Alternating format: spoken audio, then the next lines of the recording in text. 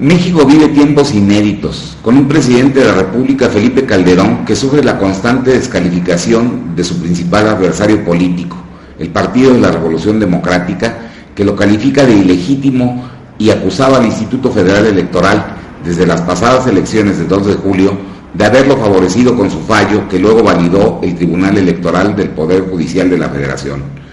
Un triunfo por poco más de medio punto porcentual de las elecciones presidenciales. Estamos ahora metidos dentro de la enésima reforma electorera o electoral, como usted quiera llamarle. De ella se deriva la salida del principal protagonista del proceso electoral del 2 de julio del 2006, Luis Carlos Ugalde, quien desde el principio se enredó en su manejo mediático y político.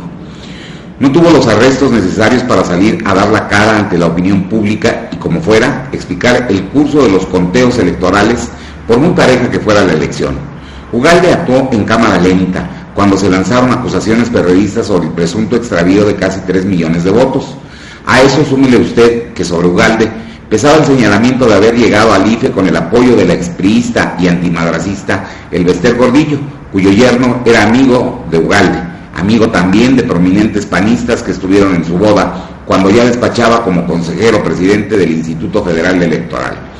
Pese a que la ley impedía que hubiera intromisiones externas en el proceso electoral de 2006, ciertos grupos empresariales mexicanos expresaron abierta predilección por uno de los candidatos a la presidencia. Hubo denuncias de uno y otro lado de que se realizaban operaciones de Estado, es decir, compra y cínica cooptación del voto ciudadano en la parcela de poder que detentaba cualquiera de los 3 principales candidatos presidenciales. Hubo, óigalo usted bien, 280,000 spots en la televisión que estuvieron fuera del marco legal y ante ello Ugalde asumió la actitud del dejar hacer y el dejar pasar. Ahora se va del IFE, desde donde por decoro personal debió haber renunciado desde hace mucho, si es que, como lo decía, era amigo de Felipe Calderón. Tiempos inéditos los que vivimos en México, en donde el reacomodo de fuerzas es evidente, insólito ver juntos y por la misma causa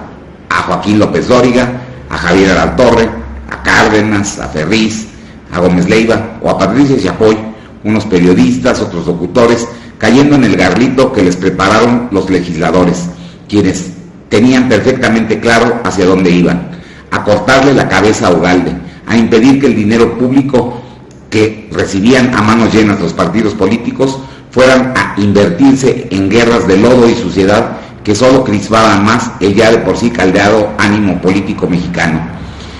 Hoy en vilo por el estallido de 6 bombas en igual número de ductos de Pemex en los estados de Veracruz y Tlaxcala, con una población como la mexicana a la que ya no nada más le contenta el circo de la televisión, sino espera que se cumplan las postergadas promesas de campaña que como letanía venimos escuchando desde hace más de 3 décadas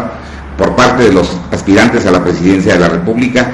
que cuando llegan a Los Pinos se olvidan de sus promesas. Los mexicanos, a los políticos de todos los signos, les pedimos que cumplan. Vamos a mencionar un caso. ¿Dónde está por mencionar el tema del empleo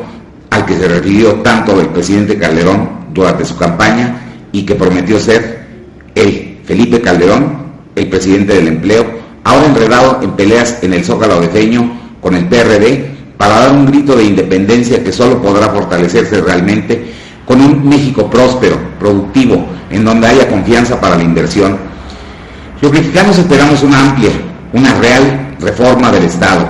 no remiendos ni parches electoreros que sirvan como trampolín a políticos ambiciosos que al llegar al Congreso de la Unión tienen la mira en ser o gobernadores o secretarios de Estado y, claro, candidatos a la presidencia de la República. A México lo que realmente le hace falta es una gran reforma del Estado, en donde se sienten a discutir todas las grandes fuerzas políticas, sociales y aún económicas de este país para ponernos de acuerdo acerca de la ingeniería política y quizá hasta constitucional que se necesita para darle a este país lo que requiere: esperanza real, empleos, ampliación eficaz de los programas de educación, salud, vivienda, y que los medios electrónicos de comunicación, que no son más que una concesión del Estado, esto hay que aclararlo, sin intervencionismos estatales nefastos, pero sí con una alta responsabilidad social, regresen al pueblo de México algo de lo mucho que han ganado, con programas que eduquen y diviertan, que promuevan el cambio positivo y los valores en las conductas de la población, programación electrónica que no aliente ni aliene a la violencia, en donde existan informativos serios, hechos con rigor periodístico y no circos, donde hemos llegado al extremo en que payasos como Broso ahora son los periodistas televisivos y los comunicadores forjados en años de trabajo reporteril se tienen que resignar a ser conductores de noticieros de corte policial.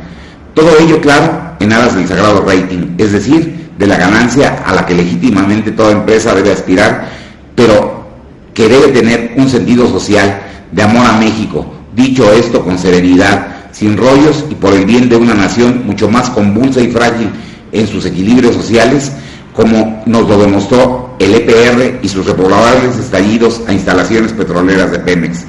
Por el bien de México,